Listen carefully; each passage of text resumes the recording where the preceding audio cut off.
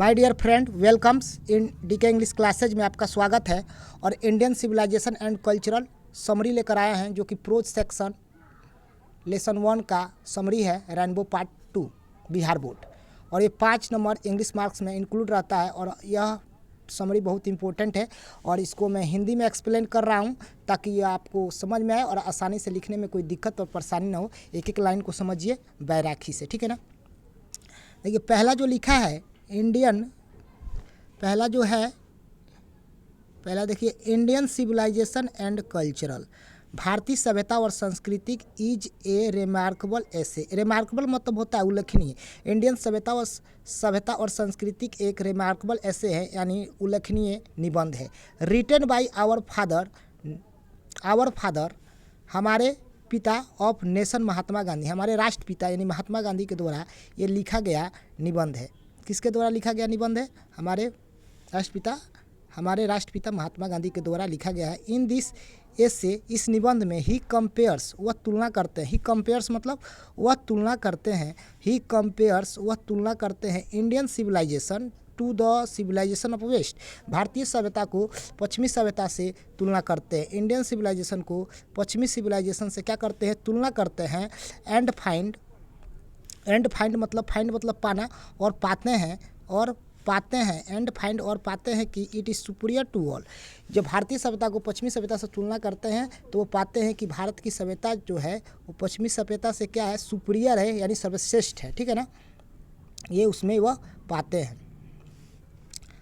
आगा वाला लाइन देखिए, our Indian civilization is most ancient, हमारी भारतीय सभ्यता बहुत प्राचीन है। हमारी भारतीय सभ्यता बहुत प्राचीन है। हमारी भारतीय सभ्यता क्या है? बहुत प्राचीन है। The most beetle and the longest servings of the civilization in the world, ठीक है ना। हमारी जो सभ्यता है सबसे क्या है? मोस्ट बीटल, बहुत प्राचीन है। और लॉन्गेस्ट, सबसे लंबी, लॉन्गेस्ट मतलब सबसे लंबे। और सर्विसिंग मतलब क्या होता है? सबसे ज़्यादा जीवित या सहनीय बोल सकते हो, जीवित रहने वाली सभ्यता है संसार भर में। ये बात बताते हैं महात्मा गांधी कि हमारी जो सभ्यता है most beetle and the longest, सबसे अधिक और सबसे जीवित रहने वाली विश्व की सभ्यता है।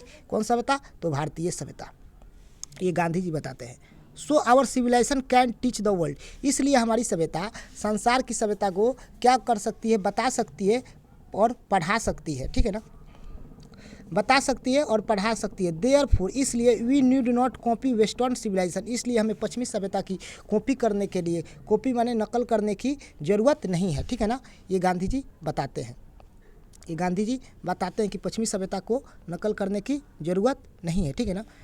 अकॉर्डिंग टू गांधी जी के अनुसार माइंड इज रेस्टलेस, दिमाग, मन क्या है? एक बेचैन पक्षी के तरह है। मन क्या है? तो एक बेचैन पक्षी के तरह है। माइंड इज रेस्टलेस, मन एक बेचैन पक्षी के तरह है। The more it gets the more, ये जितना पाता है इट्स विल वांट्स, और उतना ही और पाने की इच्छा रहता है। मन को जितना पा लेता है उसके बाद भी उतना ही पाने की इच्छा रहता है, और उसके बावजूद भी स्टिल, फिर भी इट रिमेन्स ऑलवेज अनसर्टिफाइड, या उसके बाद भी यह क्या रहता है? असंतुष्ट रहता है। ये गांधी जी बताते हैं उसके बाद भी ये क्या रहता है? असंतुष्ट रहता है। The more and indulgence on the passion the moral of the mind cube, और हमारा जो more we indulgence if the passion, और जो हमारी जुनून और जो लुप्त होती है, ये हमें मन को क्या बना देती है? बेचैन बना देती है। क्या होता है? अनियंत्रित बना देती है। ये गांधी जी इस एसे में बता रहे हैं, ठीक है ना। उसके बाद लाइन वाला, लास्ट वाला पैराग्राफ लाइन देखिए। लास्टली, अंत में गांधी जी कहते हैं कि that's it's behaves every lover of India, Bharat के प्रत्येक प्रेमी, भारत के प्रत्येक निवासी और प्रत्येक प्रेमी से to cling the old civilization. To cling मतलब होता है, क्लिंग मतलब क्या होता है? तो क्लिंग में चिपक जाना। और किससे चिपकना? ओल्ड इंडियन सिविलाइजेशन, भारतीय प्राचीन सभ्यता से चिपका रहना चाहिए। ये गांधी जी प्रत्येक भारत प्रेमवासियों को बताते हैं। Even a child cling to his mother, जिस तरह